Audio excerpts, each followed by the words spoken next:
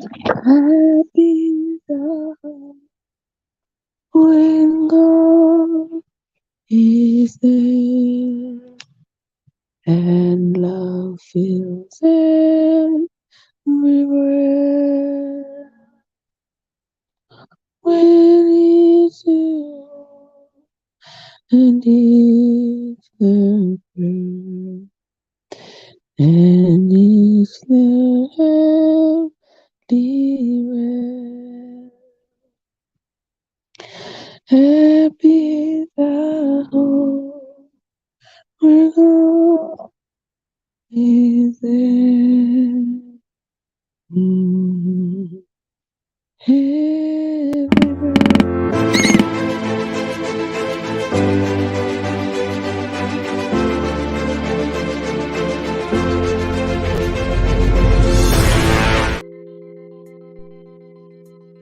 Good morning, everybody. Good morning. Good morning to those of you who are just coming into the live, those of you who have been waiting for the live to begin. I want to say a very happy Saturday morning to you all. Thank you all so much for stopping by. If you are new here, I want to say a very special welcome and thank you so much for stopping by. And to all my returning travelers, I want to say thank you for your continued support. Now, this morning, we are going to continue the reading of the book of 2 Samuel. Yesterday morning, actually, we started the reading of the book of 2 Samuel, and it's rather interesting. We have read the book of 1 Samuel, and we saw where Saul and David, the conflict between Saul and David, and Saul's persistence to take David's life, and how that sort of a cat and mouse game between the two of them played out until Saul was eventually died. The war between the Philistines and the Israelites ended with Saul being injured and not wanting his enemies to get the victory of saying that they killed him. He fell himself on his own sword. But that didn't stop the enemy, because the enemy took possession of his body. To show you how determined that enemy was, the enemy took possession of his body, took his head off, paraded his head around town, and put his body, took his body and put it in their temple so everybody could come and see it. And they also took possession of his sons' bodies and the bodies of some of the men who were with him. And David, the person who Saul hated with a perfect hatred, the person whose life he would have taken in an instant without a second thought, David couldn't stand the thought that the enemy had Saul's body and the body of his sons in their possession, and more so even for Jonathan, because David, as he said, loved Jonathan, and Jonathan loved him.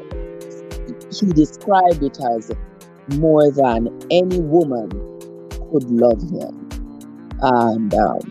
And so David took his army and went there and fought the Philistines and took possession of Saul's body along with the body of the other Israelites, took them and burnt the bodies. Excuse me. They burnt the bodies and buried them in their territory. And so, excuse me. Welcome, Winsome. Winsome, you're up early, man. Good morning. JFH, what's up? How you doing, my love? Good morning. Good morning. Good morning. Good to see you. I don't know how I always miss your live. I end up always after, well, I understand why I miss your live, because the live them run in a daytime and probably fast asleep. Last night when I was just about to go sleep, I saw that you had a live yesterday. And me that sleep, come from work, wake up. But me run it Me run it all night, so you're good. You see me, see, JFH, Trev, David and Jonathan were best friends. Yes, David and Jonathan were best of friends. Jonathan said he loved David from the moment he met David. He loved David from the time when Saul had sent to call David from the fields, and just Jesse, David's dad, had sent him down there to go meet Saul, and Jonathan saw him and met him at that time. Their spirits connected. You ever meet some people in some? You ever meet some people and your spirit, you just feel them like when a spirit gets intertwined. Just this genuine love, and a friendship developed between them that lasts a lifetime. Me telling you all the time about the girl that I met about 20-something years ago in Miami. For those of you, I know plenty of you don't know the story. But about 20-something years ago, I was in Miami in a very, very difficult position. But I had just gotten a job as a CNA. And I met this young woman, and I tell you, the moment I met her, it was like a light. I just fell in love with her, like her spirit. It was like our spirits intertwined. Like we were, since the first day we met, we have been inseparable since then until today. We have been inseparable. There is absolutely nothing that could happen to me that I would say, oh, I could not call Claudia and say, Claudia, you must say XYZ, so on. So I've never felt that connection with another person outside of family before. And you're a perfect stranger. I never met her before. But from that day until this day, and she has proven herself over and over to be my friend, to be somebody trustworthy and loyal. And that's the same way with David and Jonathan. They met each other and boom, they liked each other. And even when David was expressing doubts, because remember, David was expressing doubt because he had discovered that Saul hated him so badly, and Saul really wanted to kill him. And for him to be best of friends with Jonathan, who was Saul's son, it made him quite skeptical. Like, I wonder if I could trust Jonathan. You remember David had asked Jonathan that, how can I trust you? Your father is my enemy. Your father is out after my life. How can I trust you? How do I not know that you will preserve your loyalty to your dad and give me over to him? And Saul said, no, David, anything I know that my father is planning for you, I will let you know. And he let David know every time his father planned. Every plan he knew of his father against David, he let David know. That was his friend. And so he grieved tremendously when Jonathan was killed in battle against the Philistines. And to know that the Philistines has taken custody of his body, David was so angry. He would have died in war in order to recover his friend's body. Yeah. So that's how that was. Okay. I was telling farmers up, if you're still here. When you see the person on your channel Still News, that's me. Because me always running on the iPad. You need to run it on one of my phones.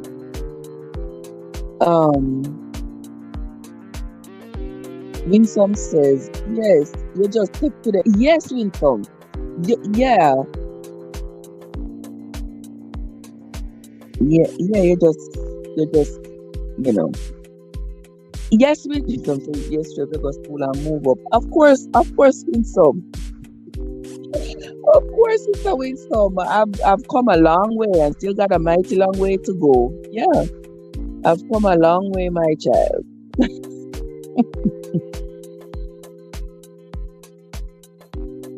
Win some, it's not easy.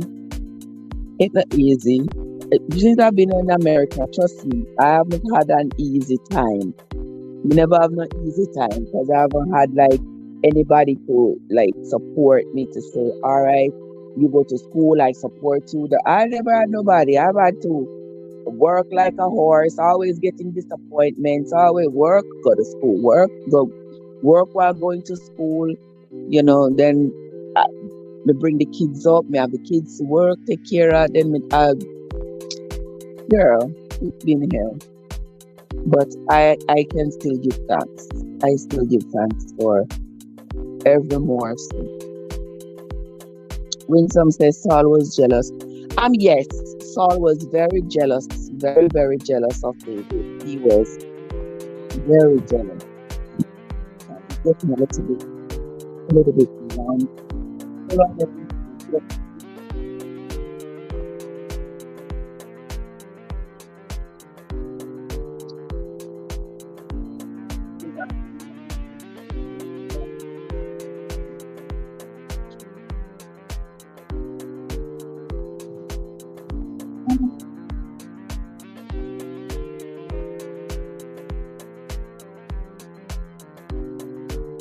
Yes, but Saul's jealousy had led him to be so wicked. And we find that even today, when you are around people who are jealous of you, they usually, jealousy can lead to all kinds of cruelty. Jealousy can lead to all kinds of cruelty because when you are jealous, when you harbor jealousy in your heart, it breeds hatred. It breeds hatred, and that is,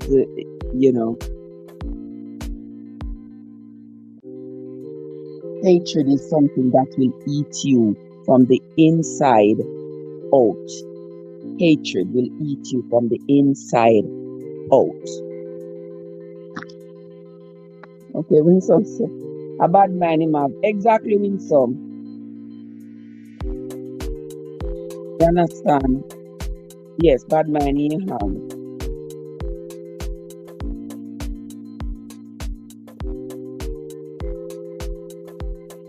So this morning we are going to continue the reading.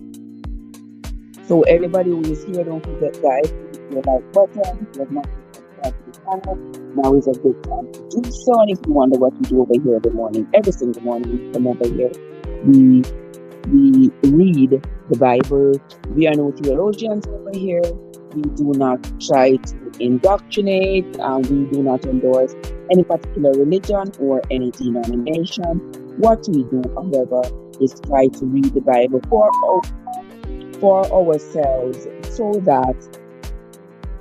that we can understand it on a layman's level, and we also incorporate any other literature that we come across to help us understand what the Bible is saying, because after all, we have been taught to read the Bible and to follow the Bible and to do as the Bible says all our lives. The Bible has influenced us spiritually, financially, academically, in every way. The Bible has influenced us, and so I believe that it is pertinent that we read it for ourselves and find out what it says for ourselves, so that we can no longer be blackmailed or bamboozled into people trying to direct our thoughts and our actions based on the Bible. All right, so if you got questions, come on in and let us read together so that we all can learn what the Bible says for ourselves. All right, this morning we are going to start reading chapter 3 of Second Samuel. So if you have your book Bible or your Google Bible, whichever one you have with you, open it up and come along, read along with us. 2 Samuel chapter 3. Now there was a long war between the house of Saul and the house of David. But David waxed stronger and stronger, and the house of Saul waxed weaker and weaker. Now remember, there were people who were loyal to Saul and there were people who were loyal to David. So now that Saul is dead and Jonathan and his other sons are dead, the people who were loyal to him still continued with the struggle. And unto David were sons born in Hebron, and his firstborn was Amnon. David's firstborn was Amnon, and that child was born to Ahinoam, the Jezreelitess.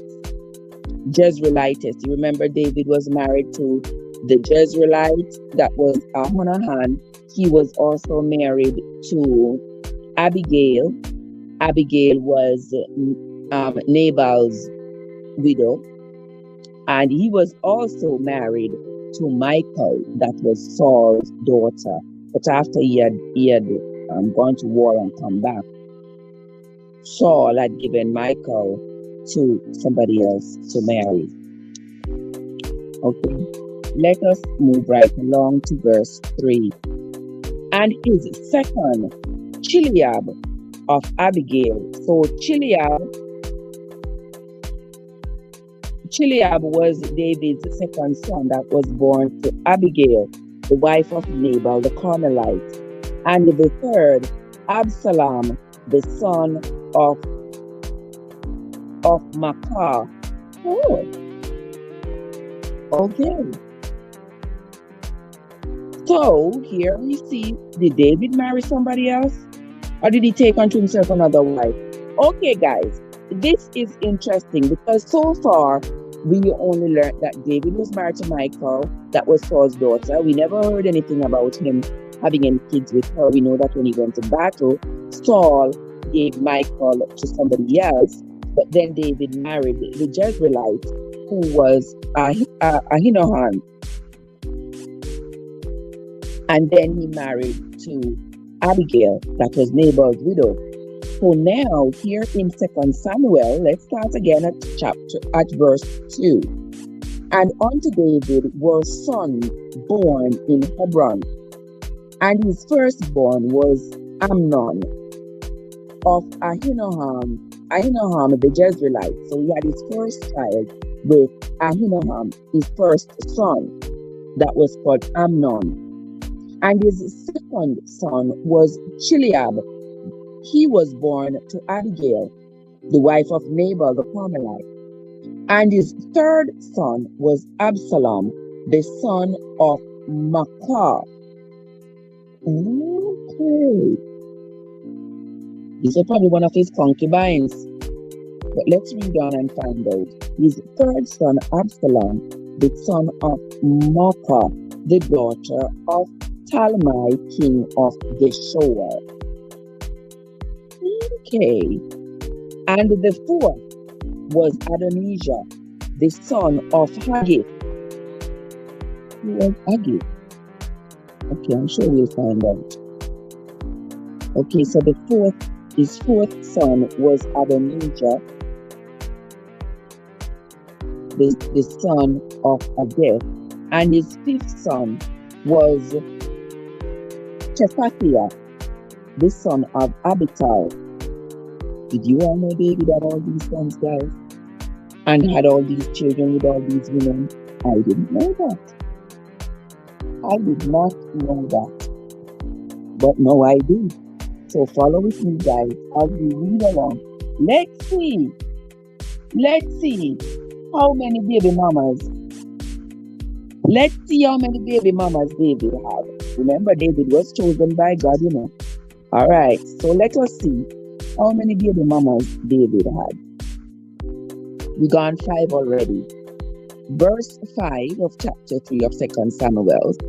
And the sixth son was Ithream by Eglah, David's wife. Okay, so now David has another wife, Eglah. These were born to David in Hebron. So here David has 6 boys by 6 different women. Eglah, he was married to Eglah. So now we have come across 4 women that he is married to. But we have come across 6 women that he has had children with. He has had one child with one son. This is one son called Amnon. That's his first son, with Ahinoam, the Jezreelite. He has another son called Chileab by Abigail. That's Abigail was his wife. That was his third wife. And he has Absalom as his third son to a young woman named Maachah, who was the daughter of a king, Talmai, the king of Gosher.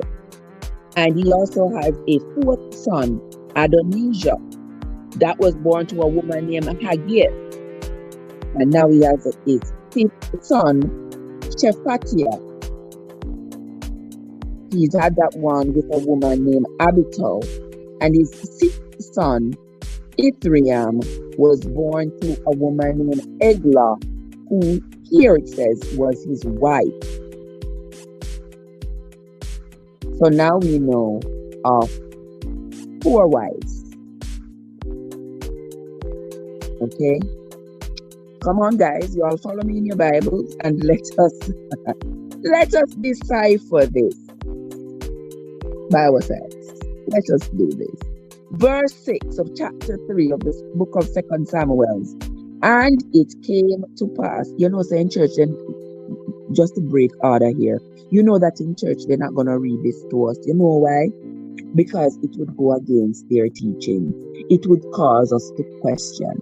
If in church they tell us that David had 4 wives, David was a man of God, chosen and handpicked by God. Yet, in the church they tell us you can only have 1 wife. Don't you think we will ask question? So how David was chosen by God and God made David have 5 wives? Have 4 wives and too much concubine. Yet, you're telling us that we can only have one wife. Isn't that questionable? Anyway, people still believe that we could follow whatever is in the Bible. But let us continue. Verse 6. And it came to pass, while there was war between the house of Saul and the house of David, that Abner made himself strong for the house of Saul.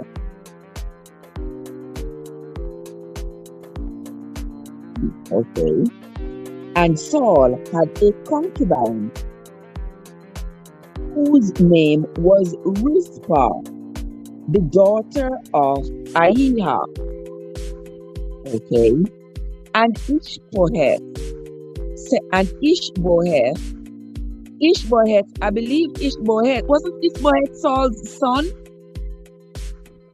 If I remember correctly, Saul had a son named Ishbosheth. I think he was the only son that didn't die in the war.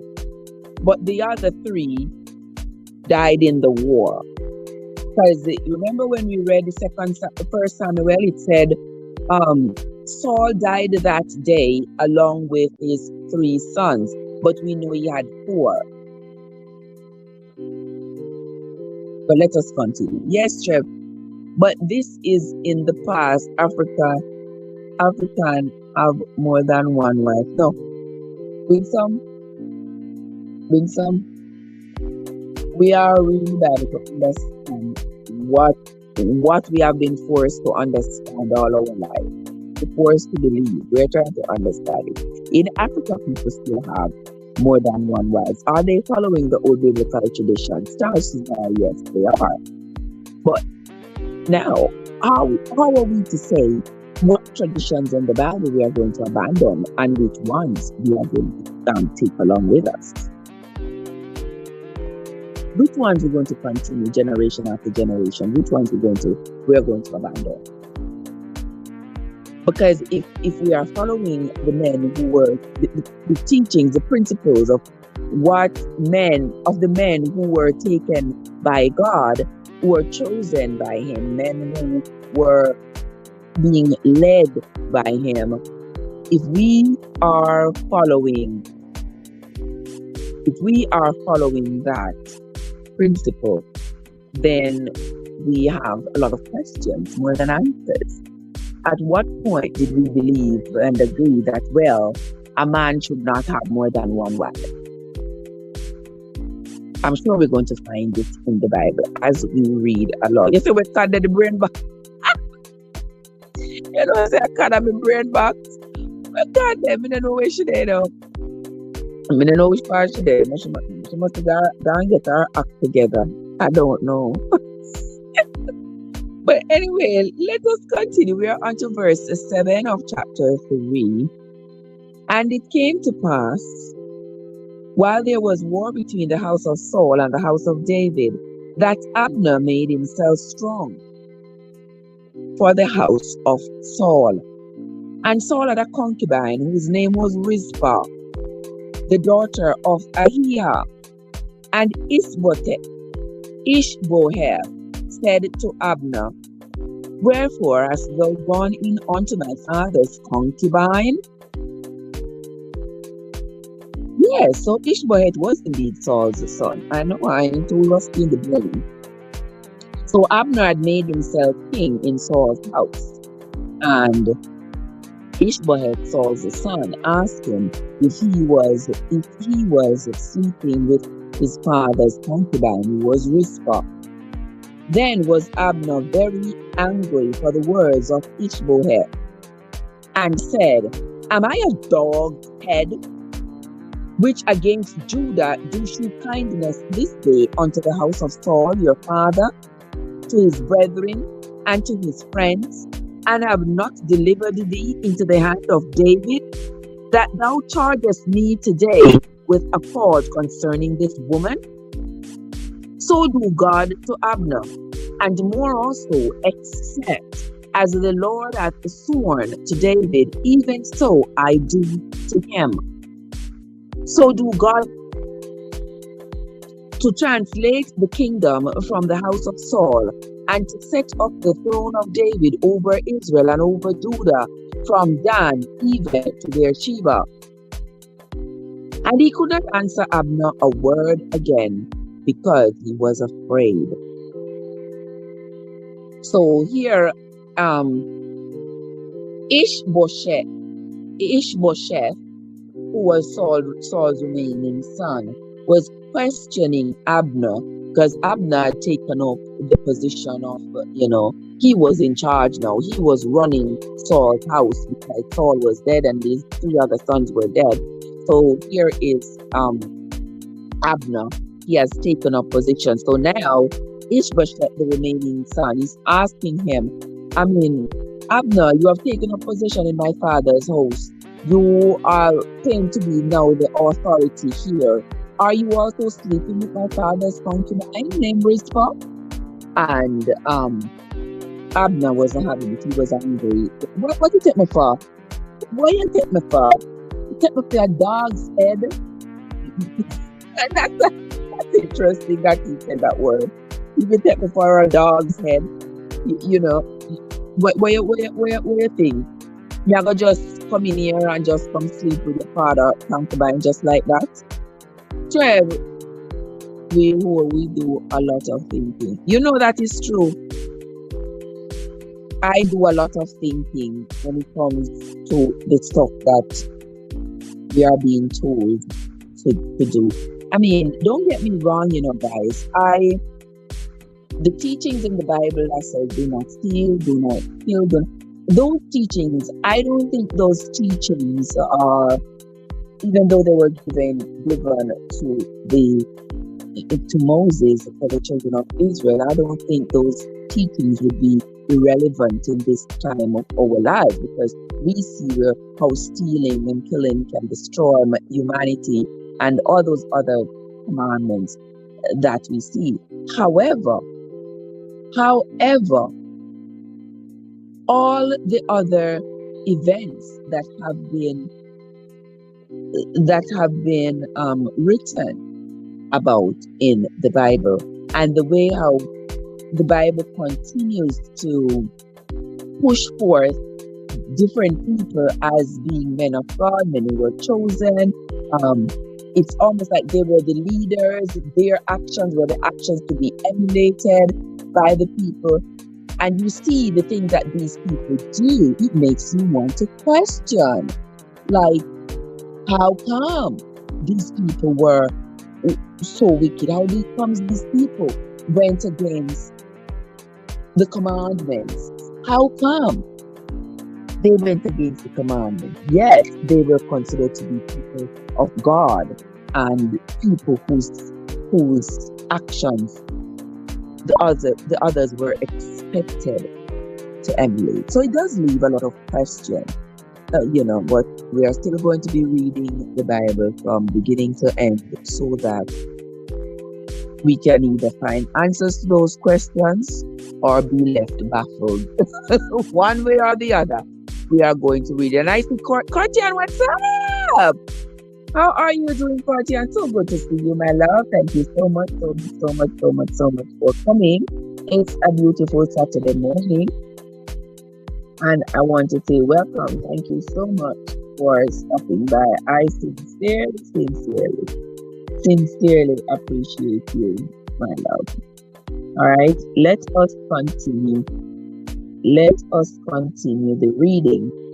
Hope you all are following me with your book Bible or your Google Bible. And also, guys, do not forget to hit that like button. Do not forget to hit that like button. And share out this stream. Invite your friends and friends to come on over. All right, let us continue. We are on the book of 2 Trev. It's a Ishboel, also called Ishboel. Okay, where you find that one from? It could be, but I know that the Bible usually tell us when the people change their name and who they are talking about, so that we don't get confused, because there were people who have the same name. There are people who have the same name as several people with the same name. So the Bible usually explains it to us so that we are not left with the confusion. Okay, so here we are in the book of 2 Samuel, chapter 3. We are at chapter 3 and verse 11. And he could not answer Abner a word again, because he feared him. Ishboel was afraid of Abner at this point. And Abner sent messengers to David on his behalf, saying, "Whose is the land?" Saying so, make thy league with me, and behold, my hand shall be with thee, to bring about all Israel unto thee. Oh, okay. When some say that's how Google spells the name Ishboel. Okay. So Google spells it that way and the Bible spells it another way. Let us continue. Now Abner has gone to David. He's asking David, whose is the land now? Saul is dead. Whose is the land?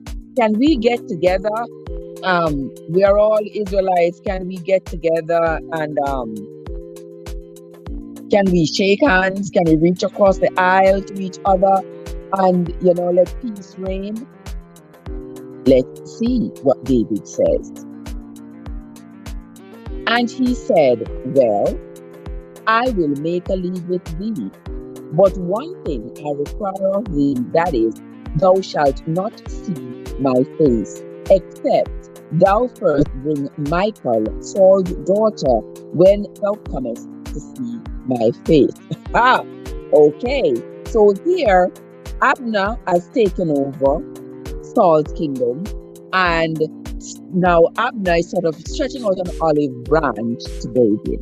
And David says, listen, when you're coming, just bring Michal. Remember, David was married to Michal first. And then Saul had given Michal to another man. So now he's telling Abner, yes, you can come see me, but one thing, you shall not see my face. But when you're coming, bring Michal, Saul's daughter, to me. And verse 14 says, and David sent messengers to Ishbosheth, Saul's son, saying, deliver me my wife Michal, which I espoused to me for 100 foreskins of the Philistines.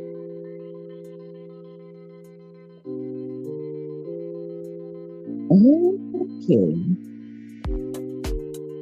So David had, in order to get Michal to marry, had paid Saul with 100 foreskins. I believe I remember that. And I think Samson had done the same thing. But let's continue. And Ishbosheth sent and took her from her husband, even from Paltiel, the son of Laish. Remember, Paltiel was the man that Saul had given Michal to Paltiel after David had gone to war. And her husband went with her along, weeping behind her, to Bahurim.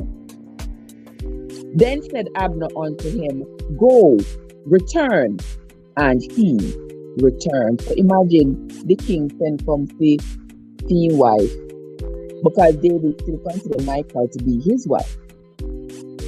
So now Michal had to leave Paltiel and go because the king sent from Carla. The king has sent for her, so she has to do what the king says. Winston,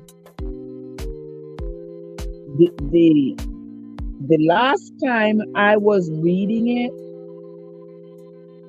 I'm going to be sure about that before I say it, because I believe it was the circumcision. They would circumcise as many men to get all that foreskin. They would circumcise 100 boys had to be circumcised and get those foreskin to use to pay as dues. Yeah, so that's what that was. Remember earlier when David, I think it was when David had to marry Michal, he had to get the foreskins, and he went out and he circumcised 100 Philistines, and he got the 100 foreskins to present to Saul. All right, let us continue. Verse 16. And her husband went with her along, weeping behind her to Bahurim. This husband they are talking about is Paltiel, who was now Michal's husband.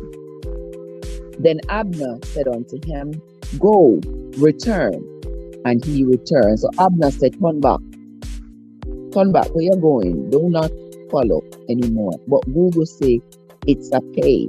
Yes, that's what the Bible says. It's the foreskin. It was considered as payment. It's like you go get something, and they say, well, for you to get this, you have to give me that. That's how a transaction of payment goes. You give me money, I give you the goods. So you want my daughter? Give me 100 foreskins.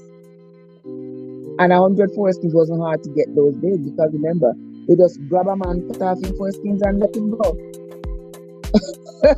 That's not how it is these days, but back then. Okay, let us continue.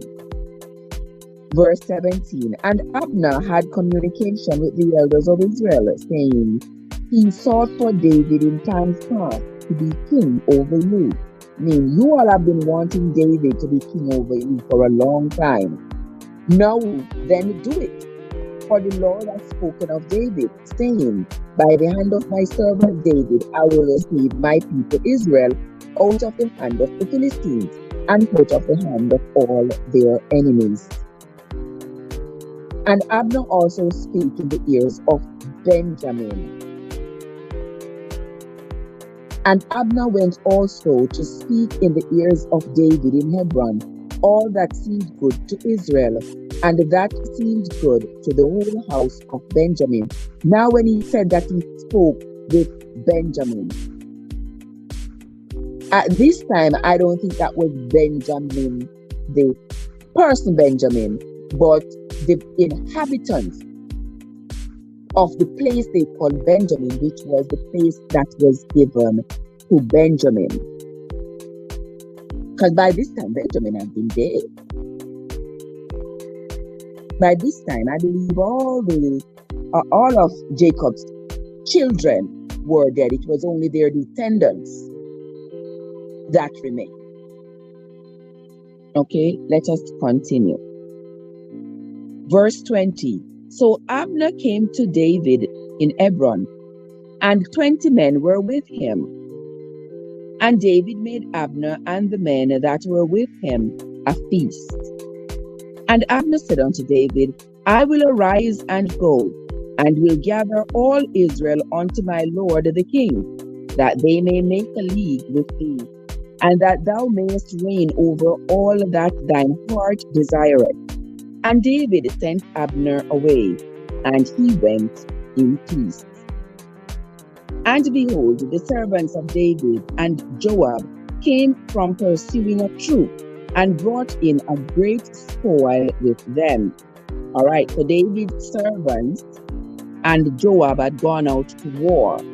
They had gone out to fight, and they came back with spoil. You know, as we have been reading, that whenever they went out and they fought a battle, they would always bring back spoils with them. And the spoil they're talking about is they would take anything of value that they saw was in the enemy's possession. They would take it. Any gold, any silver, any brass, any armor, swords, anything, they would bring it back with them. So here it says that David and Joab, the servants of David and Joab, had returned from a battle with the enemy, and they brought back the spoils. There is my sister Olivia. Olivia, how are you doing, Olivia? So good to see you, my darling. So good to see you. Thank you so much for stopping by, my dear. I sincerely appreciate you. I haven't seen you in a minute. How have you been?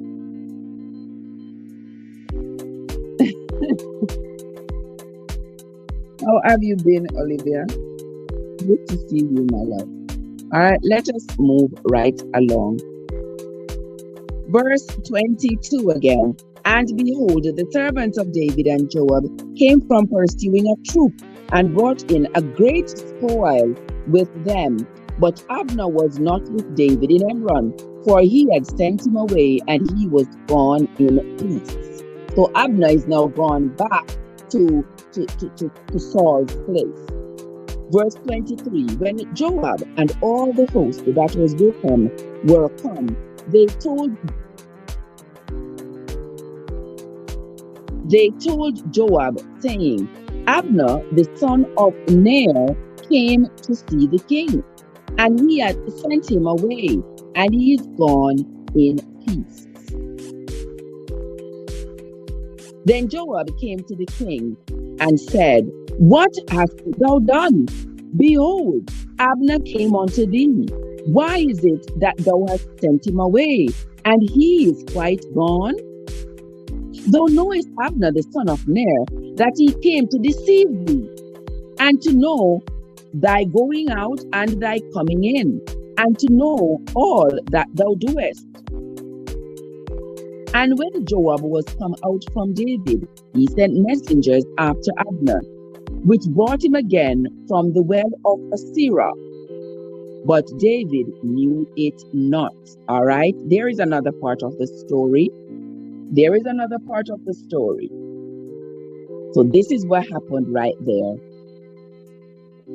Abner sent to David to say, listen, I am now in charge of Saul's kingdom.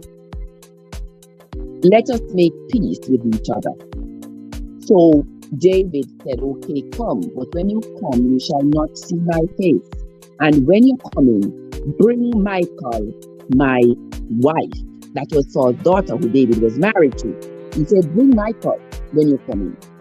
So Abner went and got Michal and took Michal from her husband Paltiel. He said, come with me, because King David has sent for you. Michal had no choice. She went with Abner. Abner took her to David. Didn't see David's face, left Abner and said, come in peace. David said, okay, you come in peace, go back in peace. He is returning to where he came from Saul's kingdom. And as while he's on his journey going back, the men of David's house, Joab and David's servants, had returned from a war they had just gone to fight. They came back with a lot of spoil, As they came back, they were told that Abner had come to see David. And Joab was mad. He said to David, how comes Abner come to see you and you allow Abner to leave and to go back? You really and truly trust Abner? Abner has come to deceive you. He wants to scout out your place. He wants to see who is here, what you are doing. He wants to see what's going on around here so he can go back and plot against you. How could you do such a thing? So Joab took it upon himself to send the men. He didn't tell David anything what he was doing, but he sent the men away, his men, to go after Abner, to go catch Abner. And they went after Abner and caught up with him at the well of Sirah. And David knew none of this. Verse 27 said, and when Abner was returned to Hebron, Joab took him aside in the gate to speak with him quietly, and smote him there under the fifth rib, that he died for the blood of Cashapp, his brother. OMG. So Joab sent them to go catch Abner, bring Abner back, and Joab took Abner's life. And it says there, for the blood of Asahel, his brother. So that was some kind of a revenge. That was kind of a revenge feeling right there. OMG. Andrea is in the place. Good morning, Andrea.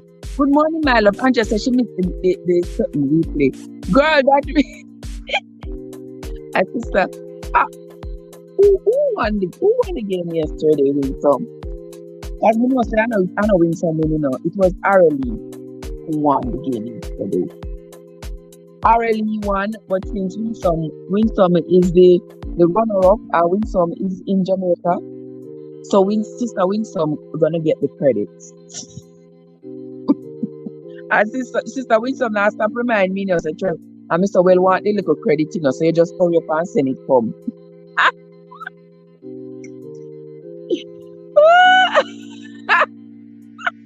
Yeah, so you hear that, Andrea?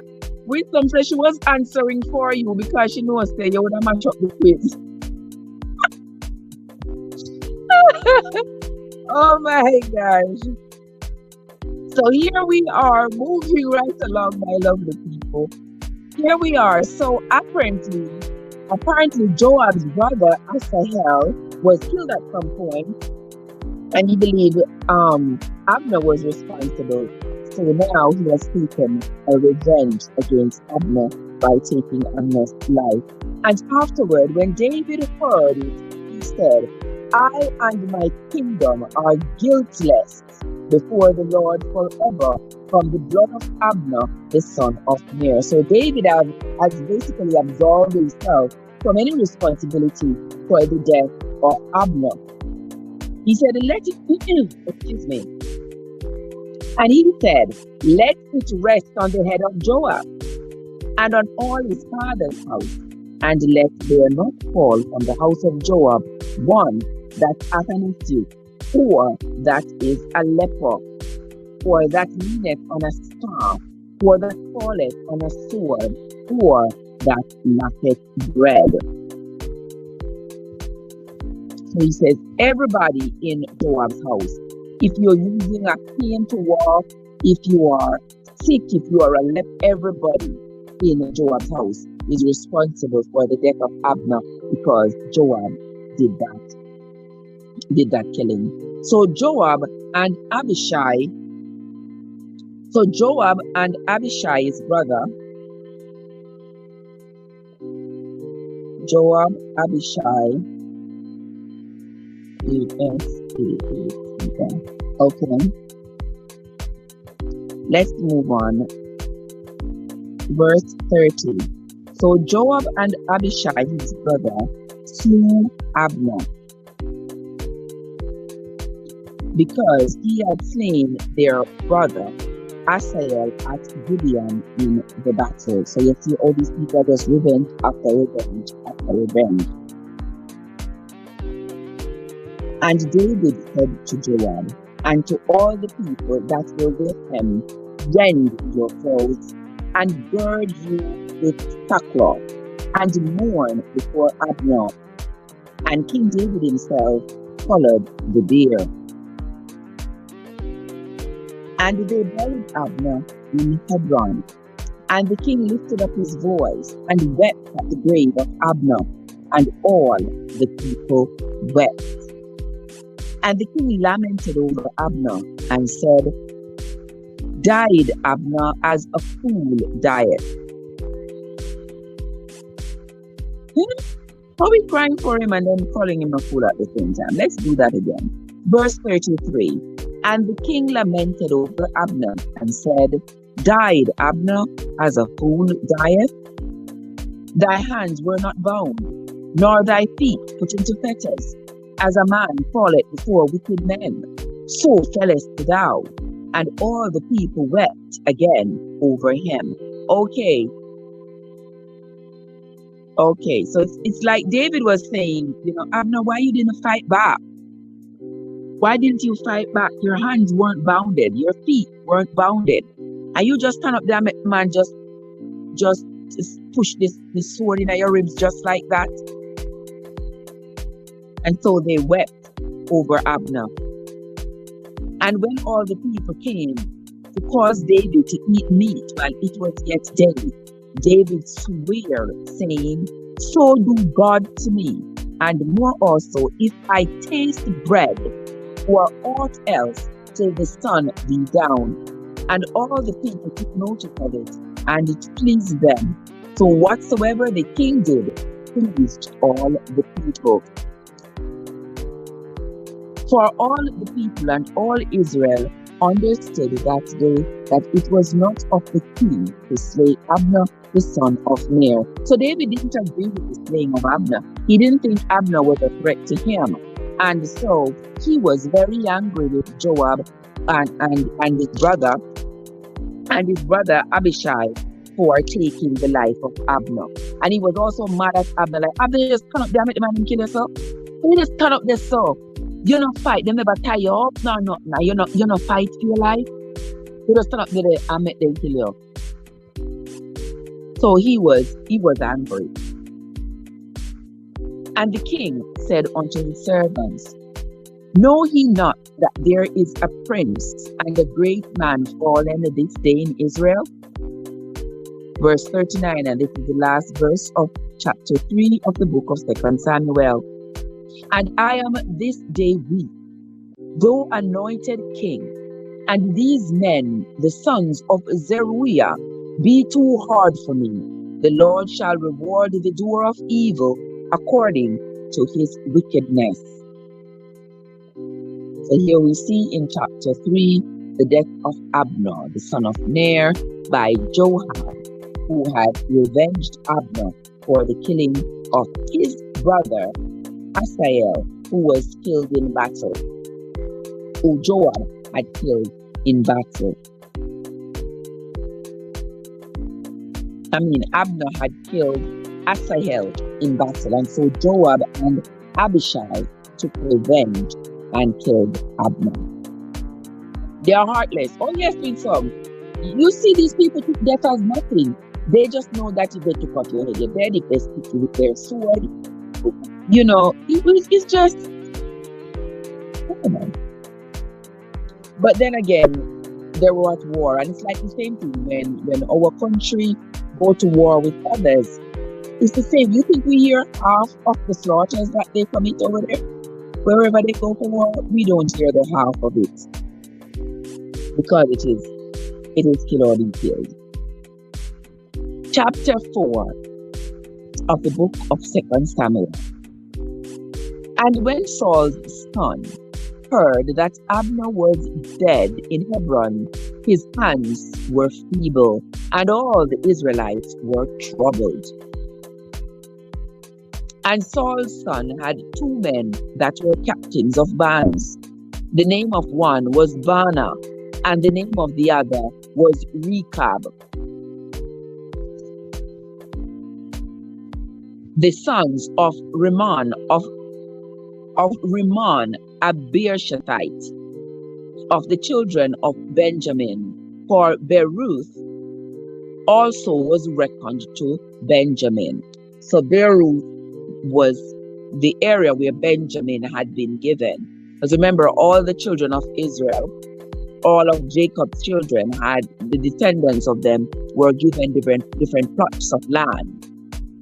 And so the area of Beeroth was for Benjamin. Now, Saul's remaining son, Ishabeth, he is angry because Abner is dead over there in Hebron. Who are you going to blame? Who do you think he's going to blame? He's going to blame David, because Abner went to see David. He still does not know that David had sent away Abner peace, and that Joab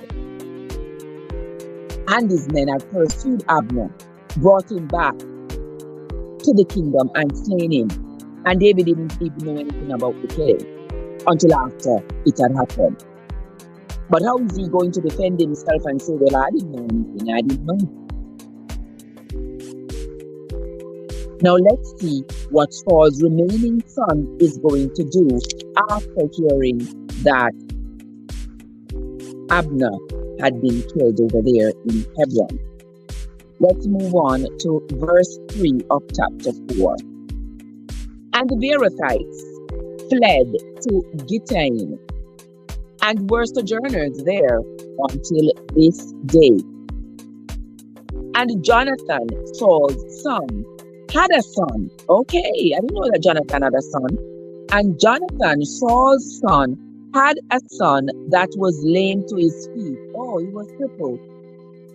Okay, so Jonathan had a son that was crippled. He was lame to his feet. Okay, I'm writing that there.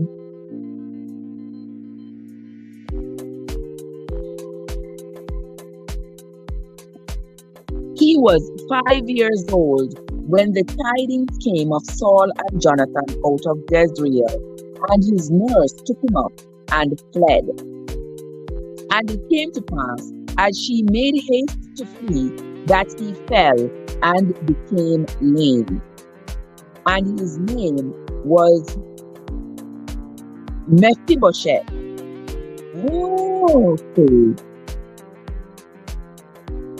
Okay. Let's read that again. And Jonathan, Saul's son, had a son that was lame of his feet. He was 5 years old when the tidings came of Saul and Jonathan out of Jezreel. And his nurse took him up and fled. And it came to pass as she made haste to flee, that he fell and became lame, and his name was Mephibosheth. Okay, so when the news had come about Saul and Jonathan, this nurse was trying to flee with Jonathan's son, Mephibosheth. And he fell. I guess he fell from her and maybe broke his leg. As he said, he fell and became lame. So that sounds like he fell from her and broke his leg. Verse 5. And the sons of Rimmon the Beershettite, Rechab and Baanah, went and came about the heat of the day to the house of Ishbosheth. Ishbosheth is Saul's remaining son, who lay on a bed at noon. And they came there into the midst of the house, and though they would have fetched wheat, and they smote him under the fifth rib. Oh my. Always under the fifth rib. And they smote him under the fifth rib. And Rechab and Baanah, his brother, escaped.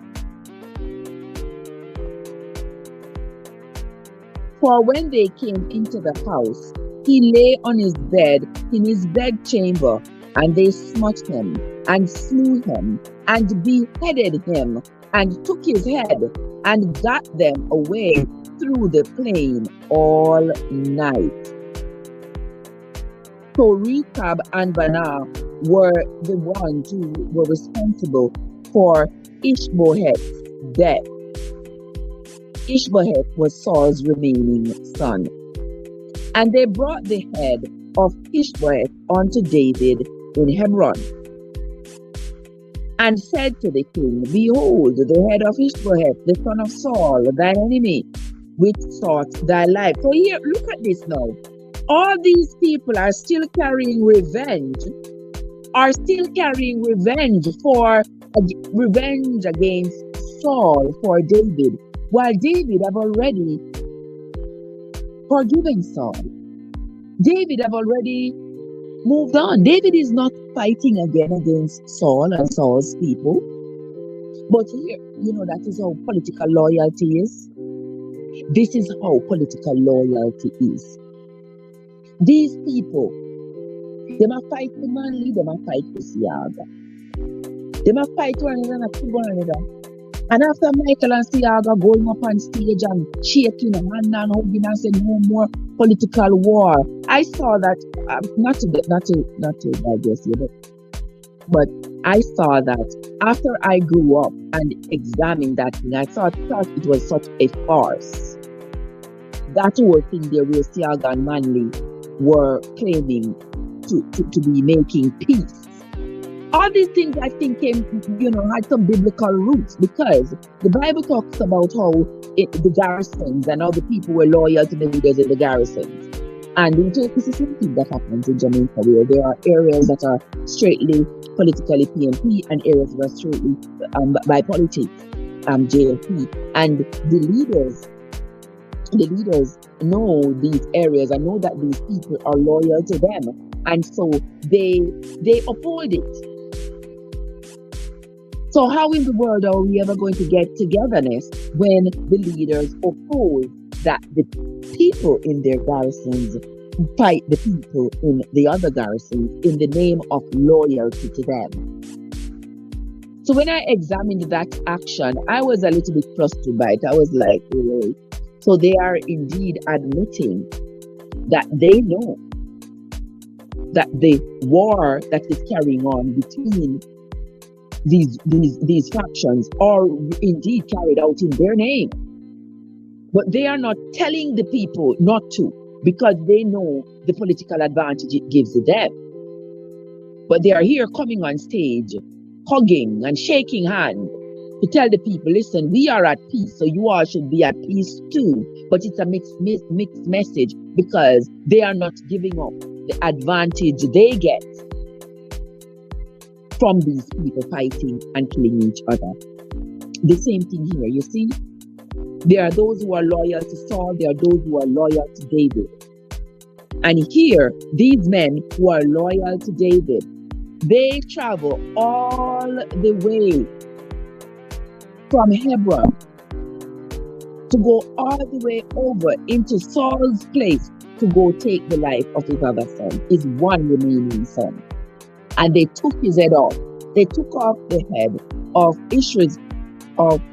Ishbosheth and took it to David. Let's see what David said to them when they come back with when they come with the man's head. Oh wow. Verse 8. And they brought back the head of Ishbosheth unto David in Hebron, and said to David, Behold, the head of Ishbosheth, the son of Saul, thine enemy, which sought thy life. And the Lord hath revenged my lord the king this day of Saul and of his seed. And David answered Rechab and Baanah his brother, the sons of Rimmon the Beerothite, and said unto them, As the Lord liveth, who hath redeemed my soul out of all adversity? When one told me, saying, Behold, Saul is dead, thinking to have brought good tidings, I took hold of him and slew him in Ziklag, who thought that I would have given him a reward for his tidings. Okay, guys, here we go. I tell you, the Bible always come back with an explanation. That's why I always said, don't worry about it if you don't know the answer right now. Somewhere in the Bible, we are going to find the answer. You all remember when that man had come to David and told David that he was responsible for killing Saul? You all remember what David did to that man? David told his armor bearer to slay the man. And the armor bearer slew the man, because the man knew that David and Saul were not enemies. They were always fighting against each other. Saul was always determined that he was going to take David's life. And so the man thought David was going to give him a reward. He thought David was going to celebrate with him, to say, yes, you killed my enemy. Thank you, thank you, thank you. Instead, David slew him. Because you don't go out and take Saul. You don't come here. I wasn't going to kill Saul. I had many opportunities, but I wasn't going to kill him. And now you come telling me that you had killed him? So David slew that man. Now here we find these two brothers. They have gone out and they have slain Ishbosheth, who is Saul's remaining son. And here they come showing off his head. Showing off his head to David to say, look, David, see the son of your enemy. The son of your enemy, we have slain him. Verse 10 says, and when one told me, saying, Behold, Saul is dead, thinking to have brought good tidings, I took hold of him and slew him in Ziklag, who thought that I would have given him a reward for his tidings. How much more, when wicked men have slain a righteous person in his own house, upon his own bed, shall I not therefore now require his blood of your hand, and take you away from the earth? Verse 12, and David commanded his young men, and they slew them, and cut off their hands and their feet, and hung them up over the pool in Hebron. But they took the head of Ishbosheth, and buried it in the sepulchre of Abner in Hebron. OMG. Andrea, these people are barbaric. They are revengeful. Death to them is nothing. Death to them is nothing. So, oh my word.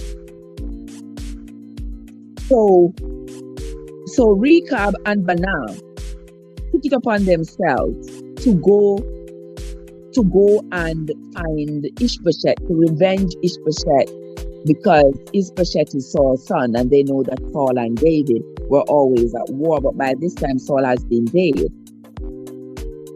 So they go over there and they killed Ishbosheth. They took off Ishbosheth's head. They said, just take off somebody's head, so, and take the head and walk with it.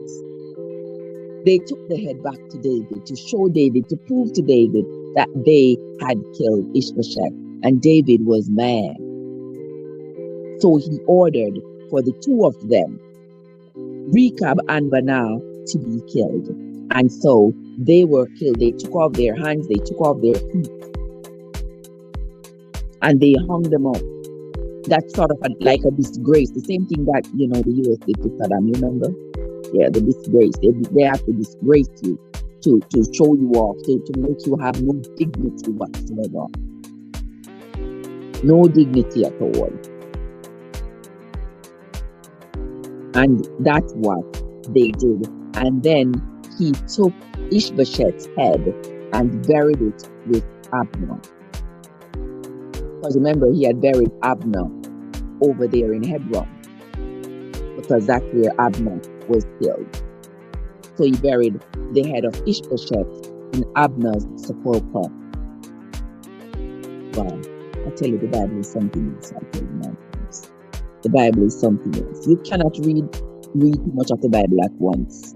You have to read it and pause to understand it. And that is why I always say, when people come to you with the Bible and just drop a one verse here and drop a one verse there, don't take it to heart. Because dropping one verse of the Bible here and there, we have found that. We have found that is no way to read the Bible. It's like just grabbing a book and just read one sentence. You don't understand exactly what the book is talking about if you're reading one sentence. And the same thing is with the Bible. You have to read with understanding, read and get the context of what was being said, who said it, to whom it was being said, and why it was being said. So you can get the context of the story, what was happening at that particular time. Don't take it to heart and say, oh, the Bible says so, so me I do it. We see it happening at the Bible, so me go do it. Because the Bible is someone retelling the story of what happened back then. Somebody telling a story. Recalling an event of long ago. That's what I have found so far. I am yet to find anything that says that I need to do X, Y, or Z. But certainly there are events in the Bible and people who are revered in the Bible who I wouldn't want to be like. I would want to be this barbaric and this cruel and this mean and unkind. I wouldn't want to be like that. I wouldn't want to be so loyal to anybody that I have to go take the life of somebody else. No, that wouldn't be me. Wouldn't be me. All right, let's move right along.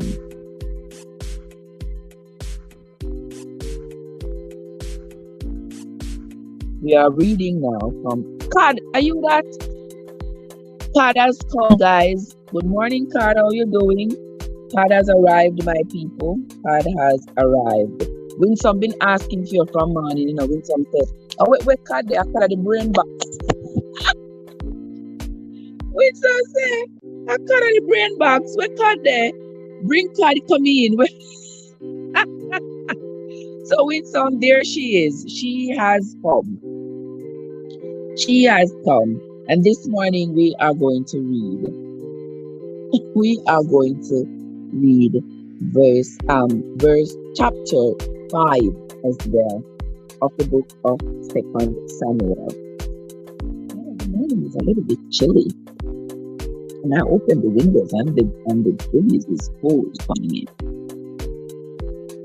And guys, I can just sit right here and look outside on my garden and see the birds playing around in my The birds are playing around in my garden. You know, it's my seeds they are picking out. I don't think any seeds are out there they are picking. They're eating my strawberries. The beautiful strawberries them are left out there. They are eating them and eating my little saplings that are coming up. Oh boy, but they are my company, so I plant enough for me and them. And like a rain was falling yesterday and last night, so I can imagine that there are probably a lot of worms. There are probably a lot of worms out there that they are finding. Let's move right along. I was going to say, yes, with some, she had the message. Yes, with some, she is. She definitely is, my love. She is for sure. I see she had the manager. She always keep me in check. And when me don't remember something, we can always call her. She always know exactly where to go find it. Look at my sister. Look at my sister, T-Blair. T-Blair, what's up? What you doing? In terms of where is Joe? Me don't know when Joe probably in the background listening. He's probably in the background listening or I'm gonna work. Me don't know when they. But me know I'm not there too far. I'm about the place somewhere. We are going to continue reading the book of 2 Samuel. We are going to read chapter 5. We are moving on to reading chapter 5. Get your Bible, guys, if you're just coming in. Get your Bible or your Google Bible. Winsome has been reading, following in the Google Bible, and we realize that the Google Bible has some of the names that are not as written as they are written in the Bible. But it's good that we are following along with the King James Version Bible and the Google Bible, so Winsome, you can see the differences. All right. Wonderful, T. Blair. I'm glad you're doing well, my sister. I'm glad you are doing well.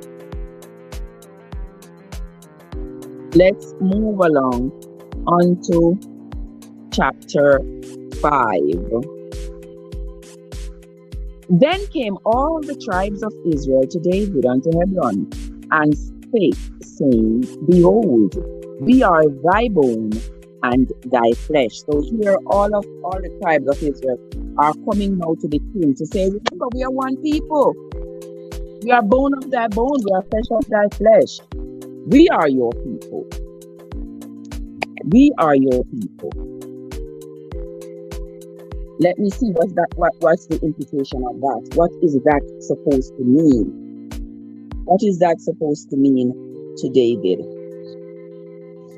Let me see what Sister Winsome say here. Trev, me buy a Google Bible. You remember me used to tell you my Bible read different.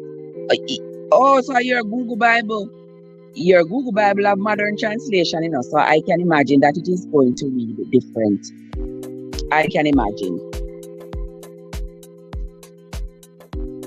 But yeah, I would think that the older the version, I would think that the older versions, like the King James version, would be closer to the truth, or closer to the original writing, I should say, not true, but the closer to the original writing, rather than more modern translation as in Google. Because I figure Google is going to translate it in modern language and the way they want to. So I would make the connection between the Google Bible and the older version of the same writing, to see if I get the same understanding after having read both. Okay. So it's going to also give you a different understanding of what was being said. All right, let us continue. We are on, for those of you who are just coming, we are on to chapter 5 of the book of 2 Samuel. So roll on in, guys, and follow along. God says you can choose the translation, whether it is King James Version or ESV version or New International Version, and so on. Oh, God says you can choose the version you want, Sister Winsome. You can choose the version you want. in Google. Oh, okay. Okay. Watch out. I open on our ear. On our ear farmers cutting at the background. I open on our ear. Now, you whitey. I put my knives in my head. We can't turn him off, but we can't turn him down. Or we can't put the iPad far away. Yeah, my manager. Yes, with some. She's right here. Let us continue. We are on to chapter 5 of the book of 2 Samuel, gentle people. We are on to verse, we just finished. We are on to verse 3. So all the elders of Israel came to the king of Hebron, and King David made a league with them in Hebron before the Lord. And they anointed David king over Israel.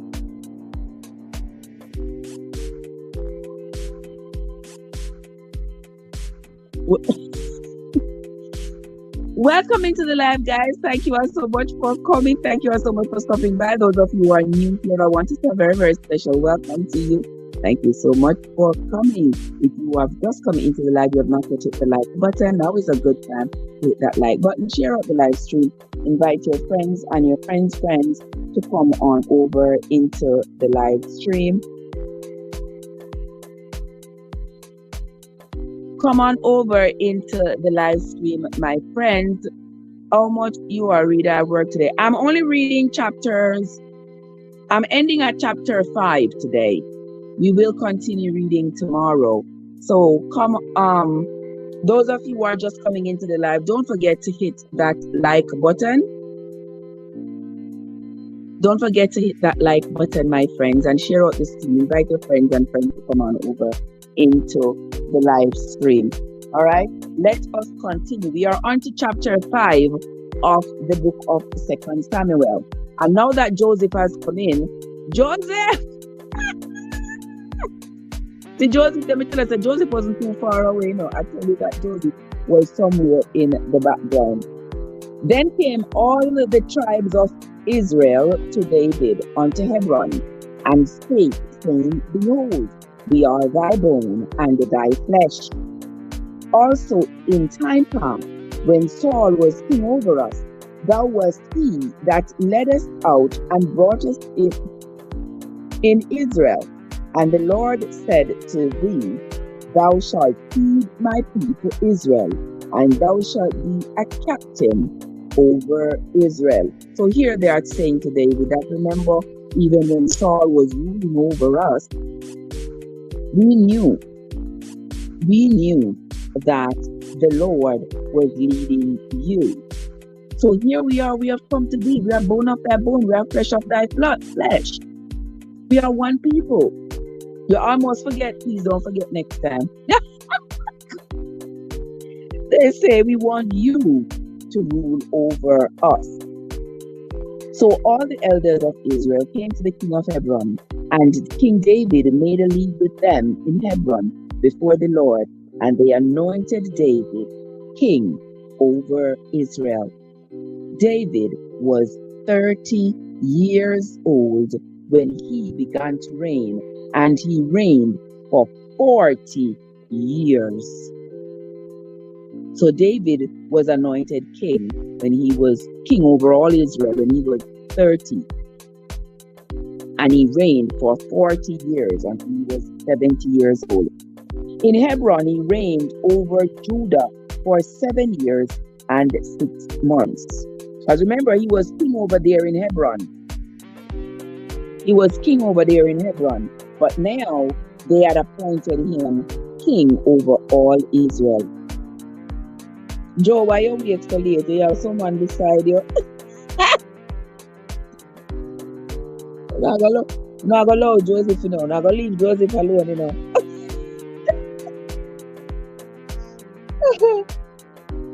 Here we go now. We are on verse 5. In Hebron, he reigned over Judah 7 years and 6 months. And in Jerusalem he reigned 33 years over all Israel and Judah. And the king and his men went to Jerusalem unto the Jebusites, the inhabitants of the land, which spake unto David, saying, Except thou take away the blind and the lame, thou shalt not come in hither, thinking David cannot come in hither. Let's read verse 6 again.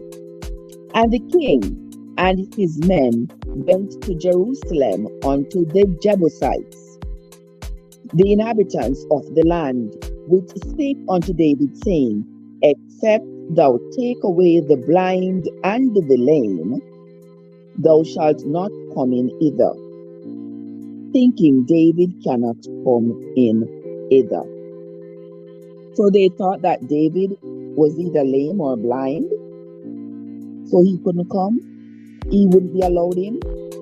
Nevertheless, David took the stronghold of Zion. The same is the city of David. Verse 8. What was he said? What he said? That's what happens when you leave your post with some. You leave your post with some, and another woman take it. I would not do that to you, and you one and only wins. But if you're blind, you're lame. Well, apparently, I'm trying to understand this. They are meaning that they don't want anybody who is infirmed in any way. They don't want anybody who is lame or blind to come into the city of Judah. They don't want nobody to come in there. So they are saying that, David, if you're blind or lame, you cannot come. You take away the blind and the lame. Let's read it again. Verse 6.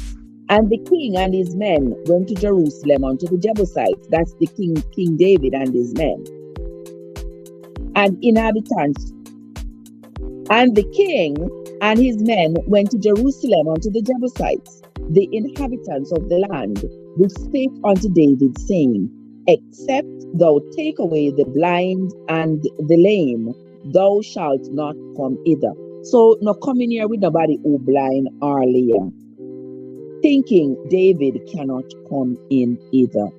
They thought that David was probably blind. I don't think blind, but maybe lame. I'm not sure, because I haven't read yet that David was blind or had any injuries that would make him lame. I haven't read that yet. Have you all? I don't remember having read anything like that. But if they are going to say, they are thinking that if they come up with this law that says you can't come in here if you're blind or lame, then David wouldn't be able to enter. But I'm sure the Bible will explain it to us as we go along, as it has done with several other areas of gray areas that we have come across. Verse 7 said, Nevertheless, David took the stronghold of Zion. The same is the city of David. And David said on that day, Whosoever gets up to the gutter and smites the Jebusites and the lame and the blind that are hated of David's soul, he shall be chief and captain.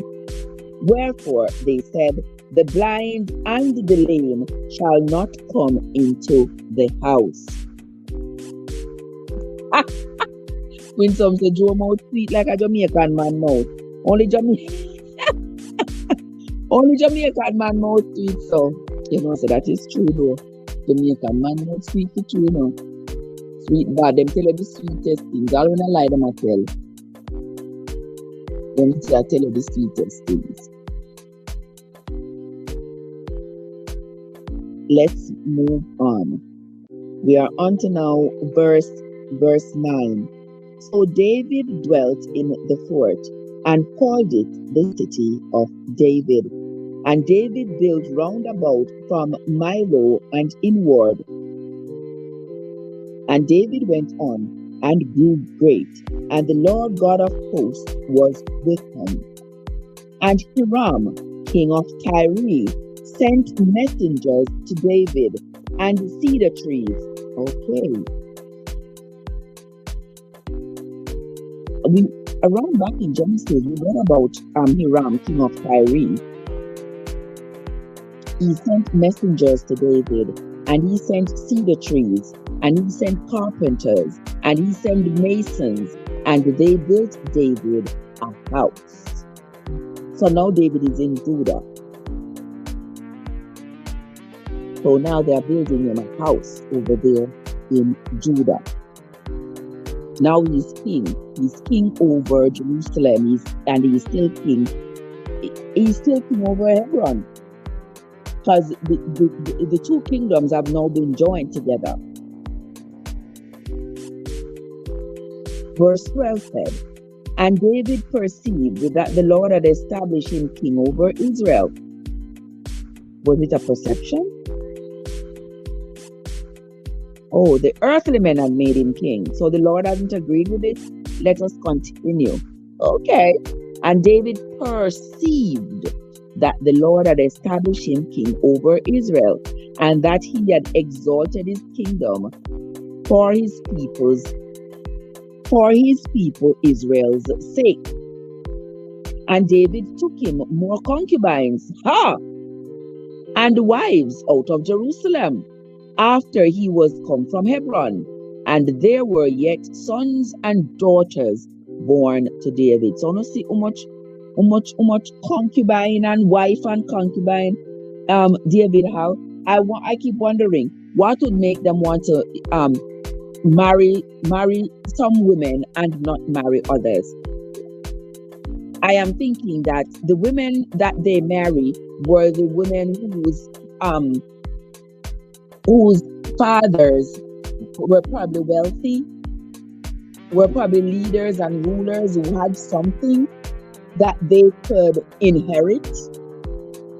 They could be part owner too, rather than the bond servants who really had nothing. The bond servants were poor. When we read the book on this foundation, and we also read the book of Nehemiah, did you all notice that the bond servant, they would sleep with the bond servants? Remember when they were talking about that little girl there? What was her name again, Todd? The little girl who wanted to marry Dan, but she was taken as a bond servant. She was worried that Malchijah's son, Aaron or Joseph, would want to sleep with her, but they wouldn't marry her because she was so poor. And also, Chana was of the conviction that because her dad was also a counselor, and her dad had some power, some influence, some land and stuff, Malchijah wanted to marry her so that he could also bear ownership, sort of, to her father's legacy. Yes. Hey, Joseph, everything's sweet.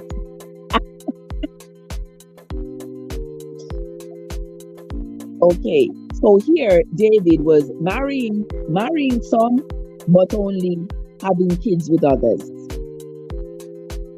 Verse 13 said, and David took him more concubines and wives out of Jerusalem after he was come from Hebron, and there were yet sons and daughters born to David.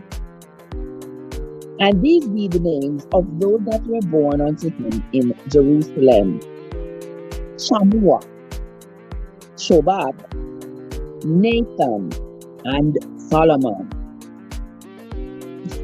It's you, Jamie, so. Okay, these were David's sons that were born in Jerusalem: Shammua, Shobab, Nathan, and Solomon. These were David's sons. Let's move on. Verse 15 of chapter 5 of the book of 2 Samuel. And this is actually the last chapter we're reading for today, guys.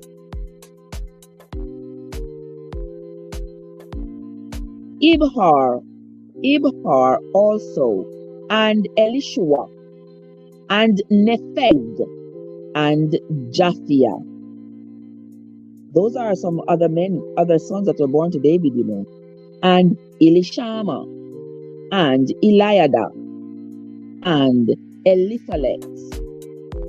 But when the Philistines heard that they had anointed David king over Israel, all the Philistines came up to seek David. And David heard of it and went down to the hold. The Philistines also came and spread themselves in the valley of Rephaim. And David inquired of the Lord, saying, Shall I go up to the Philistines? Wilt thou deliver them into mine hand? And the Lord said unto David, Go up, for I will doubtless deliver the Philistines into thine hand. But you come out of the hole, open in the hole. Come here. So David heard that the Philistines were coming up to see him. They were coming up after him. So he had to go and have consultation with the Lord to say, you know, should I go out to see them or should I stay in hiding? Because, so, oh my God, David said, David asked the Lord, shall I go out to meet the Philistines or should I stay in hiding down here? The Lord said, go up and meet them because I will deliver them into your hand. And verse 20 says, and David came to Baal-perazim, and David smote them there, and said, the Lord hath broken forth upon my enemies before me, as the breach of waters. Therefore he called the name of that place Baal-perazim. And there they left their images, and David and his men burnt them. You're hearing me better? Okay, I think it's because the phone that's still in the live was a little bit further from me. All right, Sister Winsome, you got me checked right there. By the way, Winsome, hit the like button. Hit the like button here, Sister Winsome.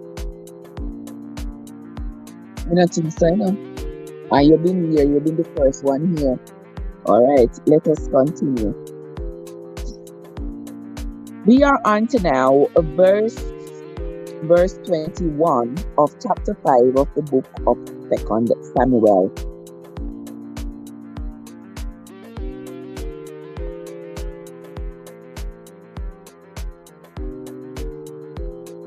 Verse 21. And there they left their images, and David and his men burnt them. And the Philistines came up yet again and spread themselves in the valley of Rephaim.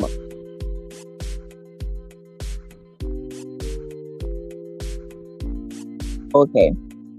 And then David inquired of the Lord. He said, thou shalt not go up, but fetch a compass behind them, and come upon them over against the mulberry trees. So here the Lord is saying to David, don't go up, go face them from the front anymore.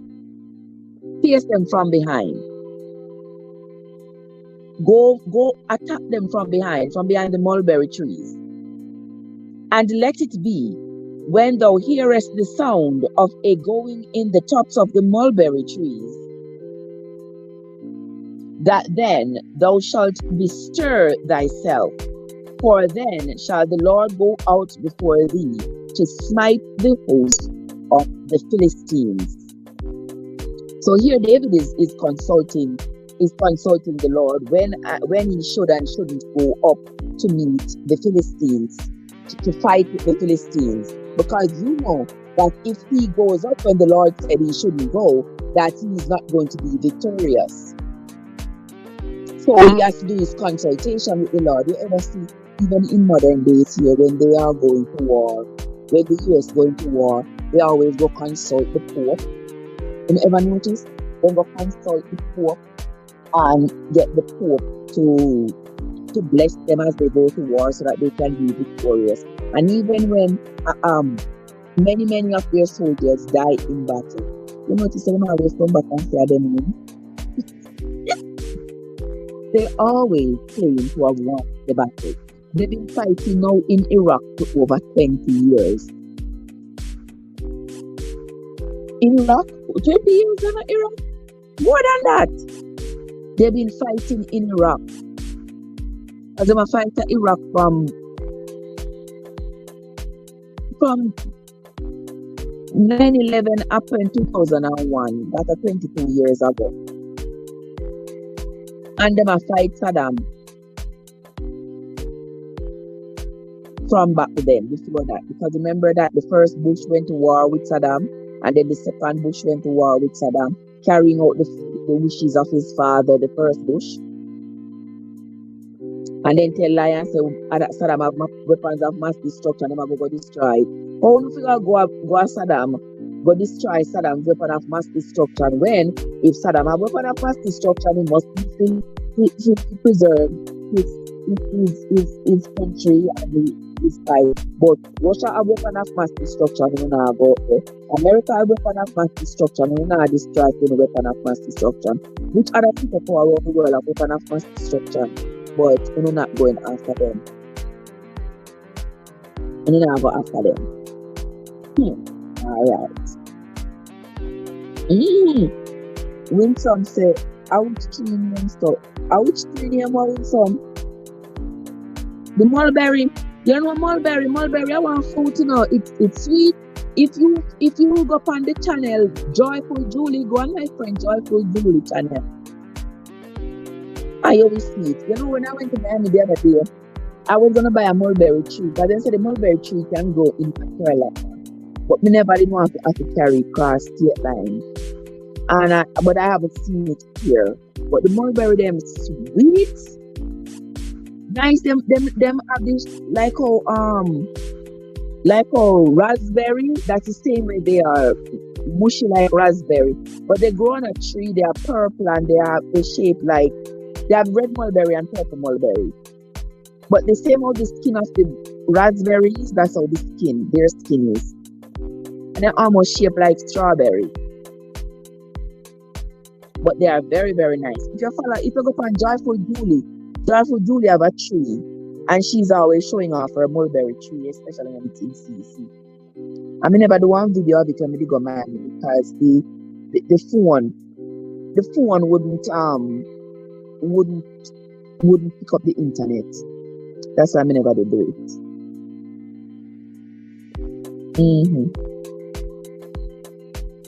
Yeah, it look like little raspberries.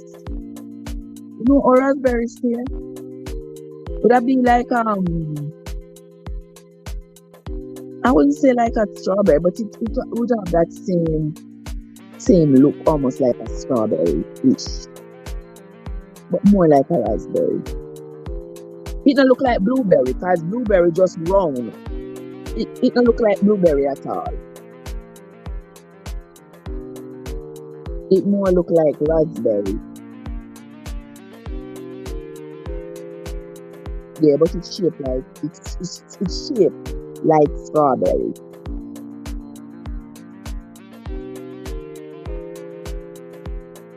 Yeah, so here the Lord is telling David to not go up and face the Philistines, but to hide and catch them by surprise, attack them from behind the mulberry trees.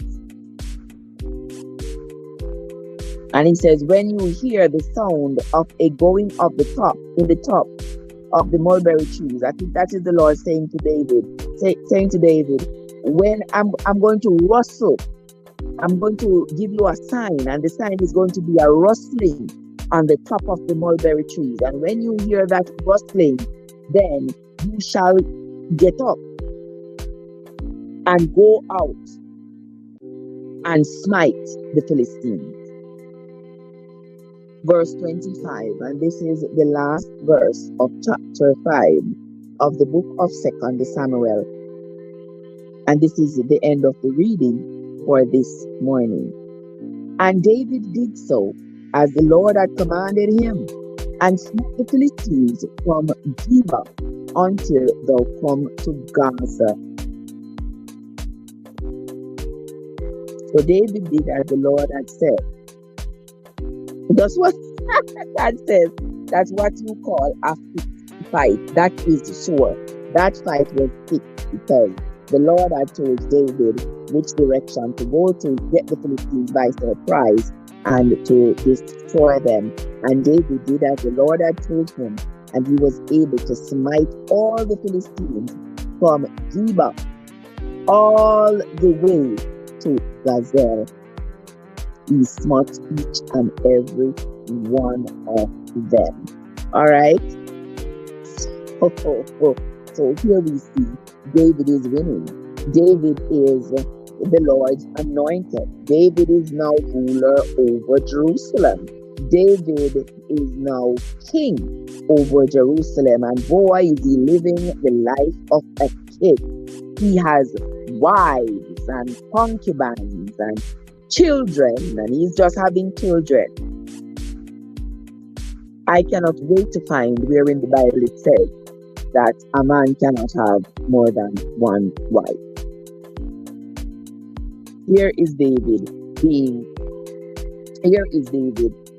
a man of God, being anointed and appointed by God.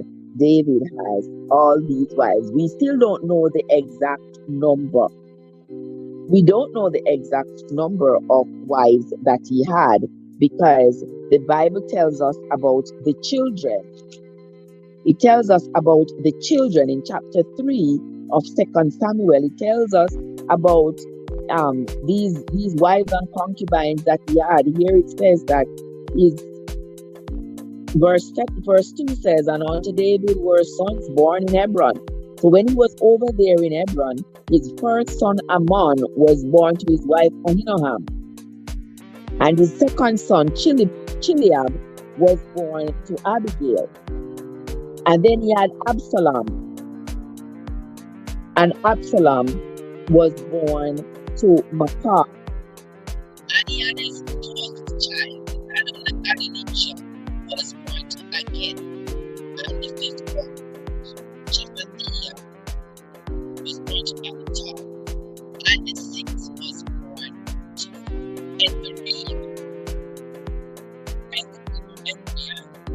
And that was Ephraim was born to Eglah. Ephraim was another of David's sons, born to Eglah. And he was married to Eglah.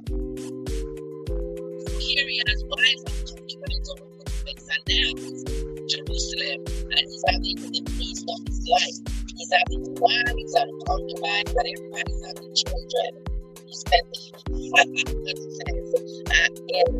in verse 13 of chapter 5 of the book of 2 Samuel, it says, and David took him 4 concubines and wives out of Jerusalem after he was come from Hebron, and there were yet sons and daughters born to David. You sure I'm blueberry, you know, and our blackberry, so wow. So here we have just finished reading chapter 5 of the book of 2 Samuel, where we see in outlining how David became king over Jerusalem and how his life there has started to take shape with his many wives, his many concubines, and his many children, and him being led by the Lord in war against the Philistines. Alright, that is the end of this reading's Bible reading for today. If you are just coming to the live, I want to say thank you so much for coming. If you have been here with me from the beginning, like Sister Winsome have, I want to say thank you so much for coming in.